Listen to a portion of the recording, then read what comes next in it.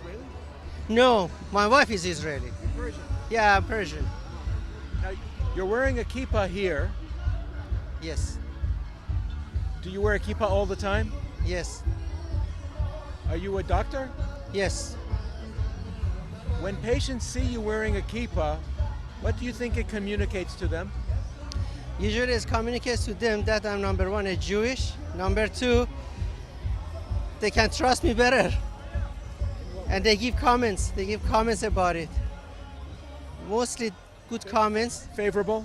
Favorable, yes, yes. And if it's not favorable, they won't say anything. They wouldn't say anything. No, they keep it inside. Uh-huh. But it's a good symbol of somebody who is Jewish and who carries this sign with him all the way, everywhere he goes, and he's not ashamed of it. And this is a message that we give to people. Does it say something about your level of ethics? Usually it gives the message that people who carry the kippah all the time, they observe some kinds of ethical values and they stick to it. And that a patient would be able to trust that if you're recommending a procedure, it's not just for making money. Absolutely, that's another thing that people see me and talking to the patients trust more in the quality of the care that I give them rather than looking Yeah. for money. Yeah. Because you answer to a higher authority. Absolutely, not only that, but also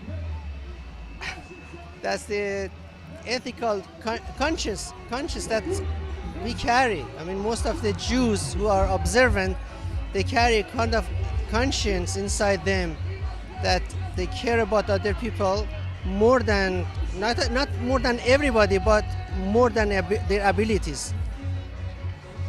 More than secular people, you're saying. More than secular people or more than their own capabilities. For example, somebody who is observant goes out of his way sometimes to help other people, and that's a big value. Do you pray in the morning? Yes, Do you pray for guidance in your, do you work in surgeries?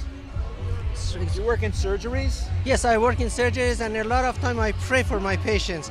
When I'm doing the procedures, especially when I'm frustrated or I'm struggling with some difficult case, definitely I pray. Is there also a prayer for the doctors and nurses? What do you mean then, doctor and nurses? I mean, to pray. There's a prayer that the doctors may be adept with their hands and their techniques. There is some parts of tefillah or prayers praying for the refuah shlema or for the health of people, and it's a general terminology, general term for everybody. But me as a doctor, I always pray. I always pray for the patients, especially when I'm in a struggle situation. Have you seen miraculous healings? Honestly, yes. A few times that, yeah, there was. I noticed that nothing will work, and I prayed, and all of a sudden it worked. Really, it happened a few times to me.